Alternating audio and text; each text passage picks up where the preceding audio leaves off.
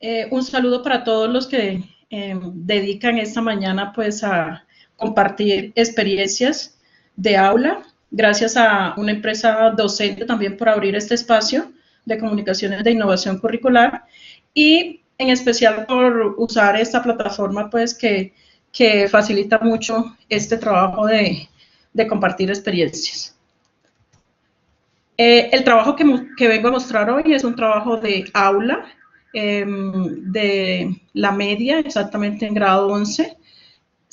Voy a mostrarles algunas simulaciones de situaciones de optimización con el uso de un software dinámico, específicamente el Cabri 2 Plus. El propósito, pues como ya les digo, es mostrar algunas de las simulaciones que hemos venido con mis estudiantes trabajando, construyendo, pero pues además para contar algunos aspectos que suscitan este tipo de creaciones en el aula.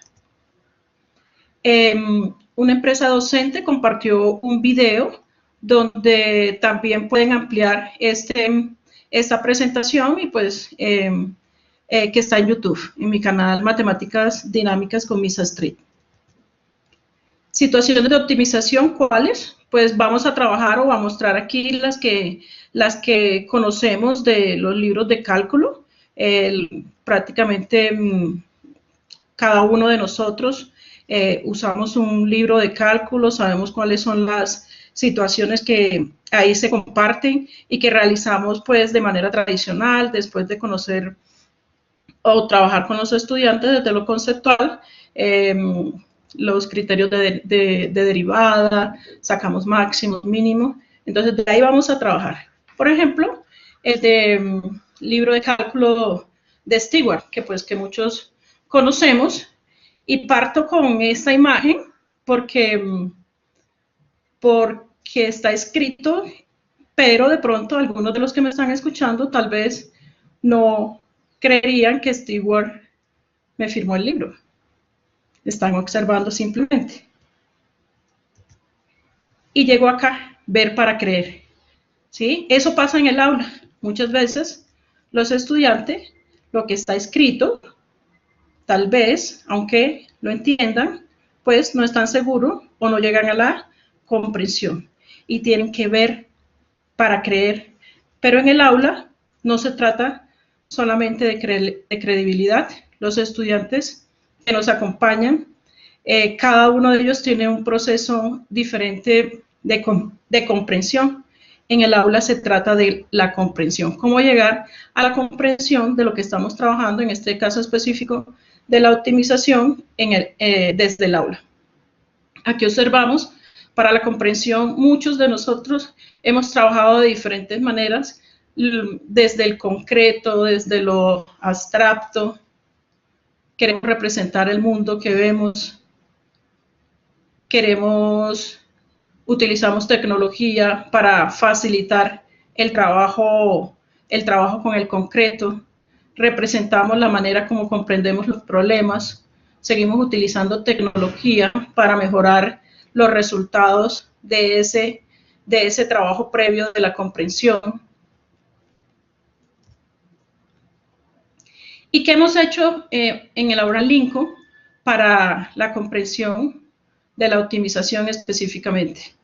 Entonces, hemos pasado por muchos pasos, por darle sentido a lo que los estudiantes, a los problemas, a representar las situaciones que se presentan, hacer exploraciones visuales o empíricas del problema, para después llegar a una comprensión o a un acercamiento analítico. Y las derivadas, los máximos, los mínimos, el acercamiento lo hacemos cuando ya hay comprensión. El acercamiento analítico lo hacemos igual que se hacen en todas las clases de cálculo, ¿no? Entonces, igual se van a utilizar los criterios de la derivada para hallar los máximos, los mínimos y poder responder las situaciones que se presentan. La diferencia está en que se hace desde la comprensión. O sea, no solamente es el proceso algorítmico, sino que ya se analiza, se comprende qué es lo que está presentando o cuáles o esas soluciones que nos da el problema. Aquí observamos, este es un problema típico del cálculo donde dice que hay que hacer un recorrido, uno por caminando, una parte caminando y otra parte nadando. Entonces hay que buscar el mejor recorrido porque en el mar se lleva una velocidad, en tierra pues se camina con otra velocidad. Entonces ese es un problema típico de optimización. Voy a hablar antes de empezar a mostrarles los problemas, las simulaciones de optimización, cuáles fueron mis primeras simulaciones en Cabri. Algún día fui a un taller donde hicieron donde mostraron estas representaciones. Era un taller de variación. Se llamaba llenar recipientes. No sé si en este momento ustedes puedan, que están observando, hacer la relación de la gráfica con el recipiente. Pareciera ser muy fácil, pareciera que el estudiante iba a comprender de manera rápida estas representaciones. Muchos podrían decir que dependiendo de la curva del objeto, pues es la gráfica. Me imagino que ya todos los hicieron.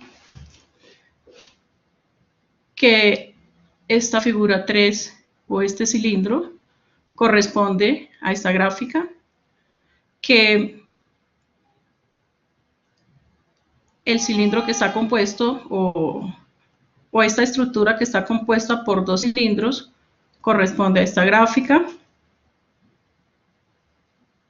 que la 1, un casquete y un cilindro, corresponde a esta gráfica, y la 4, que empieza con un cilindro, o sea, es este invertido, corresponde a esta gráfica. Pero bueno, podría explicarlo en clase, pues uno podría explicarlo, los chicos le podrían creer, pero realmente pues no estamos seguros de la comprensión. Entonces pensé que eso que está aquí, que se ve tan fácil, debería tener una forma de visualizarse y que generara comprensión en lo que es la variación. Pero sin que nos pase esto, ¿no? Porque pues si nos ponemos, sobre todo los profesores de matemáticas, a hacer este tipo de experimentos, primero no estamos acostumbrados y segundo pues no creo que la clase rinda. Entonces, en ese momento paso a mostrarles una simulación de llenado de recipientes con Cabri 2 Plus. Lo que vamos a hacer son unos recipientes, construir unos recipientes que tienen una apariencia 3D. O sea, yo voy a trabajar del Cabri 2 Plus, que es 2D, pero la apariencia que le voy a dar es 3D. Después se simula el llenado, se analiza lo que sucede con el volumen del sólido, si varían los elementos principales como radio y altura, se analiza cómo varía el volumen del llenado con respecto a los elementos principales del sólido, como radio y altura, o digamos del recipiente, ¿no? Se hace representación gráfica de las variaciones de llenado simultáneamente con el llenado de los recipientes y se recolectan los datos. Vamos a ver qué. Empecemos con este que estaba también en el ejercicio. Vamos a pasar a la representación o al trabajo o a la simulación que tengo construida en Cabri. Observemos, entonces tenemos el recipiente, digamos simulo aquí que lo puedo llenar. Es un recipiente que afortunadamente por esta simulación le puedo variar la altura o le puedo variar el radio. Y miremos esto, la representación gráfica de la variación. Observemos que es lineal. Observemos cómo varía la representación si cambio el tamaño del recipiente. si varío la altura o si varío el radio. Es una forma, pensaría que fácil, mejor, de visualizar la variación y de comprender, ¿no?, lo que está pasando acá. No me voy a detener específicamente en esto porque quiero mostrarles más recipientes. Miremos este.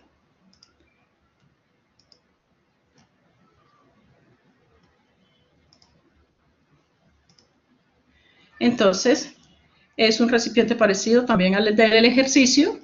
Entonces, aquí tenemos dos tubos, por decirlo así, que podría, en la construcción que hice, que podría variar. Podría variar el tubo de abajo.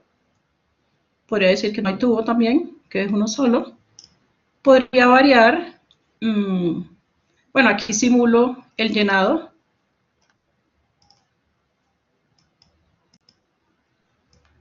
Simulo el llenado.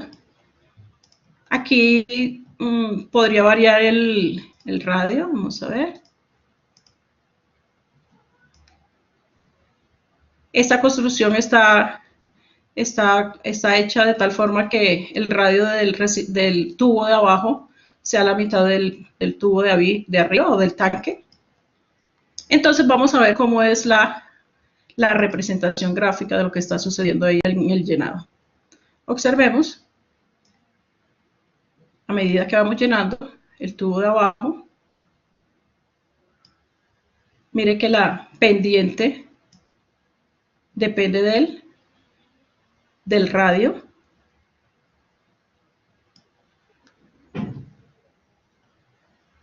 Y observemos cómo es, observemos acá otra vez.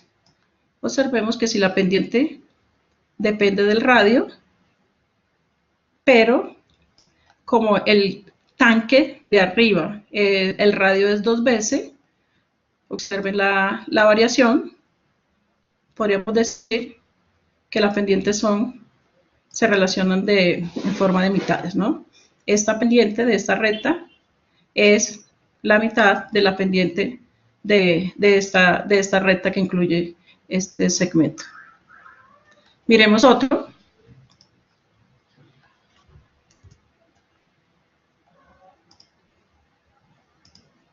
Cómo es la variación cuando se llena un cono. Cuando se llena un cono, observemos aquí que podemos variar la altura del cono, podemos variar el radio. Entonces veamos la gráfica de variación. Entonces tenemos esta curva. Aquí ahorita no nos interesa el modelo matemático, simplemente observar cómo es el crecimiento y qué es lo que varía, ¿no? Observen que a medida que va aumentando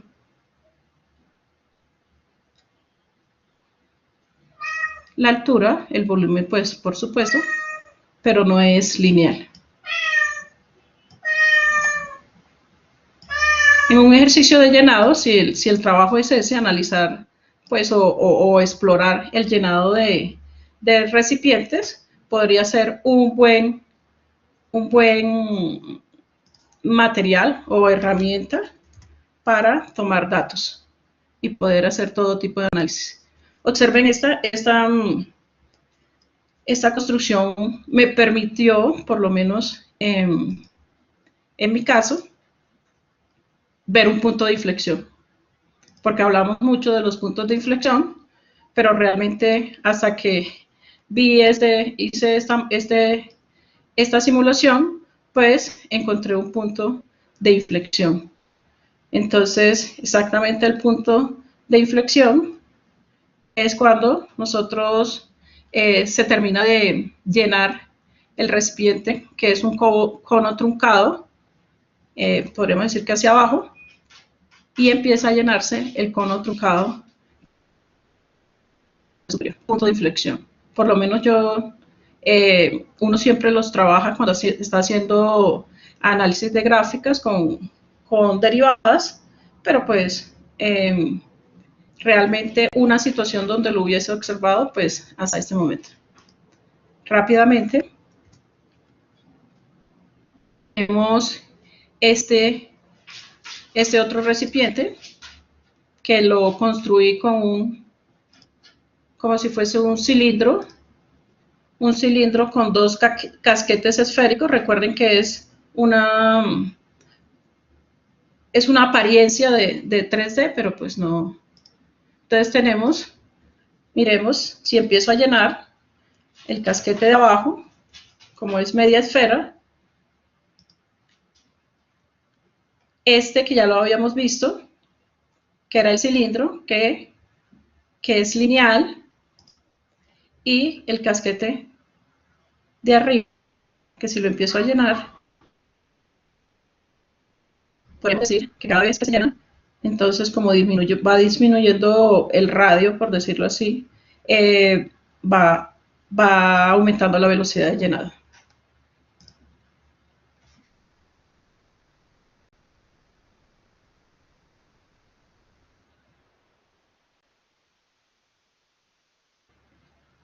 Entonces ahora pasamos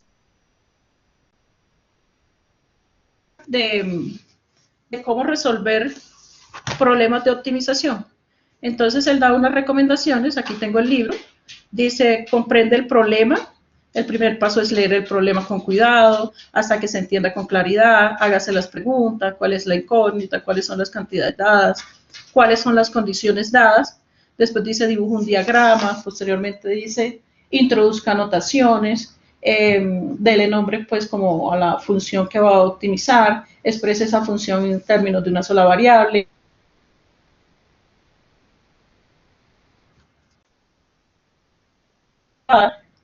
y así sucesivamente. Podríamos decir que el estudiante, con todos estos pasos, puede resolver problemas de optimización, más no podemos asegurar que está comprendiendo.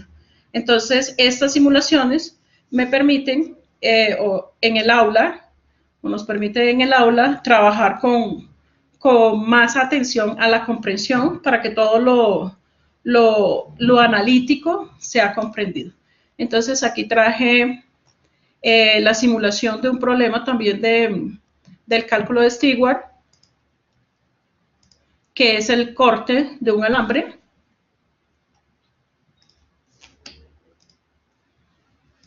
Entonces, dice la situación, tengo un alambre, lo voy a cortar en 2 pedazos, ¿por dónde lo debo cortar? Cortar de modo que el área total encerrada sea máxima o mínima. Ese es. Entonces empecemos, voy a mostrar los pasos acá, tengo el alambre, ¿no? Tengo el punto posible donde haga el corte, puede ser en cualquiera de estos lados, no sé. Con una parte de esa voy a hacer un triángulo, con una primera parte de A hasta D, aquí construir el triángulo. Podría decir que puedo utilizar todo el alambre para hacer el triángulo, o pues podría hacer el triángulo muy pequeño. Vamos a ver qué resulta.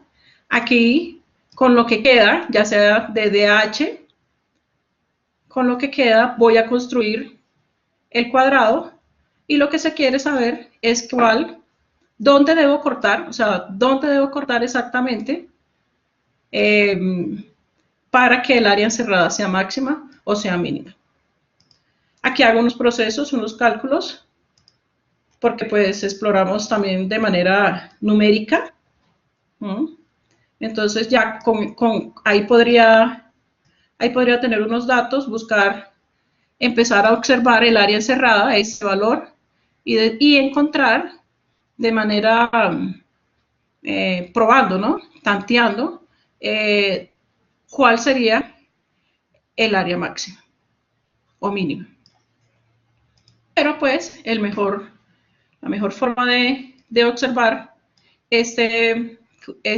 o resolver este problema o visualizarlo y comprenderlo es a través de la gráfica, ¿sí? Y también pues del modelo. Entonces nuevamente, si observamos, Aquí podríamos decir que el área total con respecto al área al cuadrado es máxima y podría resolver el problema, por lo menos visualizarlo, sin ningún tipo de algoritmo, sin utilizar derivadas, podría comprender el problema de esta manera. Pasemos a otro problema. Este es típico. Pienso que problemas de caja hay que hacer siempre en el álgebra y en el cálculo. Nos facilitan mucho la comprensión. Caja abierta, caja cerrada. Este es un problema de Stewart muy típico y pues de cualquier otro cálculo, donde dice si tengo una lámina cuadrada y voy a cortar cuadraditos en las esquinas, ¿dónde debo cortar o de cuánto debe ser el lado de ese cuadrado para que el volumen de la caja que se forme, ¿sí?, sea máximo?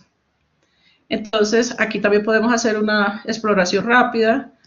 Tenemos diferentes tipos de representaciones, desde la caja, cortándola, la caja que se construye, que se va construyendo. Si nosotros hacemos esto con material concreto en el aula, podríamos decir que aunque lleguemos a un acercamiento, pues realmente nunca vamos a obtener la respuesta. Y podríamos ver por su representación gráfica que este sería la caja óptima, caja de volumen óptimo. Pero también podemos, más allá de dar la respuesta, analizar. Bueno, si no corto, si x vale 0, pues simplemente no tengo caja. Pero es que si corto por las mitades, entonces tampoco existe caja, ¿sí? Y observen, pues, que realmente todo es fácilmente comprensible. Pasemos a otro problema. Este es el mayor rectángulo inscrito.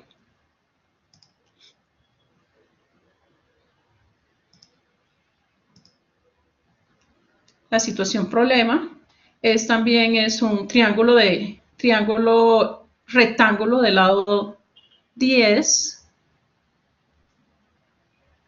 Dice, haya las dimensiones del rectángulo más grande que se puede inscribir en un triángulo rectángulo del lado 10 si un lado del rectángulo se encuentra sobre la base del triángulo. Tenemos el triángulo, tenemos el rectángulo como, ¿sí? Y si está inscrito, observemos, está inscrito, todos los vértices del rectángulo están sobre los lados del triángulo y la base del rectángulo, coincide con la base del triángulo. Entonces, desde el cálculo tendríamos que hacer pues un proceso parecido al que voy a mostrar acá, pero sin embargo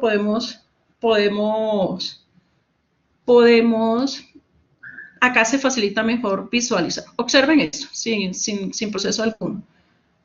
¿Cómo sé yo cuál es el rectángulo más grande que se puede inscribir en este triángulo, que cumpla las condiciones dadas en el problema? Entonces, podríamos hacer, mirar los triángulos semejantes, observen, trabajar los triángulos semejantes, el triángulo HGE, el triángulo EDB, mirar las razones, entre ellos, hallar el área de cada uno de los triángulos, podemos recolectar datos y podemos hacer la representación gráfica y obtener un modelo. Entonces, ahora sí, con este modelo, nuevamente, hacemos validar. Vamos, que el área del rectángulo mayor podría decirse que es este. Sin ningún proceso de cálculo desde el análisis matemático. Aquí otro, igual, es la mayor distancia. Es también un problema típico, pero vamos a pasar algo, a mirar un problema que realmente poco se trabaja en el aula y que hay elementos que si no se hacen con un software como este, se nos podrían escapar. Este es hacer una cometa, ¿sí? Una cometa que con unos trozos de alambre Entonces, y pues como cada cometa tiene, digamos que los dos lados adyacentes iguales, entonces aquí hablamos de XX, YY. Entonces la cometa, y que el área sea máxima, ¿no? Así, cuando hice la construcción o la simulación en Cabri, obtuve, no me preocupó esta modelación, pero cuando vi la gráfica, cuando observé la gráfica, sí encontré que pues era una gráfica que no esperaba, ¿no? Y que pues en el cálculo o en el aula pues no la trabajamos. Observemos por qué. ¿Por qué esta gráfica? Aquí hay dos gráficas, pero realmente es una si tengo en cuenta una diagonal y otra si tengo, por decir, la diagonal mayor de 1 y otra si tengo en cuenta la otra diagonal. Entonces observemos esta cometa. Siempre es típico si usted coloca o pone a hacer a un estudiante una cometa, lo más posible o lo que uno espera como maestro es que él haga este tipo de cometa, ¿cierto? Pero resulta que cuando yo tengo la gráfica acá y yo digo, pero ¿por qué se obtiene esa gráfica? Y es porque resulta que el problema también podría, o un estudiante podría construir este tipo de cometa. No significa que esa sea la solución, pero está dentro de todas las soluciones en el cual una sola es de área máxima. Entonces es una exploración muy, o unos resultados que podrían ayudar a explorar el concepto, ese concepto de concavidad y los polígonos que no son cóncavos.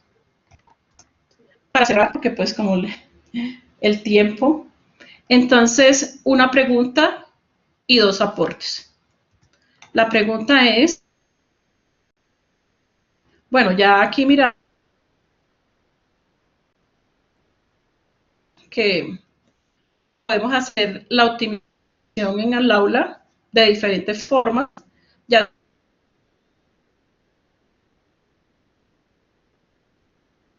en concreto, ¿sí? Que son válidas, o también utilizando software dinámico. Y yo pregunto aquí, ¿y será que los problemas de razones relacionadas, que en últimas son bien complejos de comprender, sí las comprende el estudiante solo con marcador y tablero? Y recuerden que estos temas movimiento. Aquí tengo un GIF de uno de mis estudiantes o un grupo de estudiantes donde realizaron un problema, o sea, donde empezaron a entender el movimiento que se produce en los problemas de razón de cambio. Si quieren ver más de este tipo de ese trabajo de cambios relacionados, podrían ingresar a la presentación que les pongo acá en el documento que va a quedar. Y donde también pues se muestra muchos momentos del trabajo con concreto, del trabajo con herramientas tecnológicas y pues claro está, del trabajo con todas las herramientas conceptuales.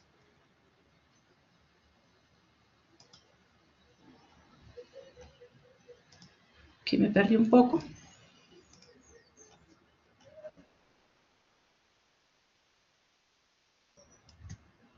Y les traigo un libro para recomendado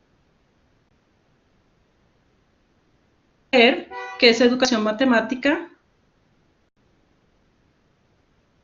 ¿no? En un taller, ¿sí? De la UIS, del doctor Luis Moreno Armella. Y cuál,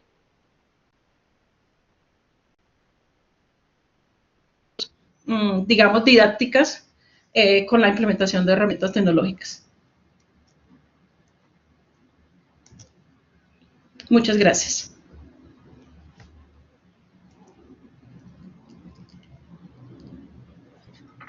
Bueno, muchas gracias, profesora Astrid. En este momento iniciamos la sesión de preguntas, cuya duración será máximo 20 minutos. Para ello utilizaremos el espacio de chat que se encuentra en la parte inferior derecha de sus pantallas deben dirigirlas a los moderadores y pues bienvenidas las preguntas.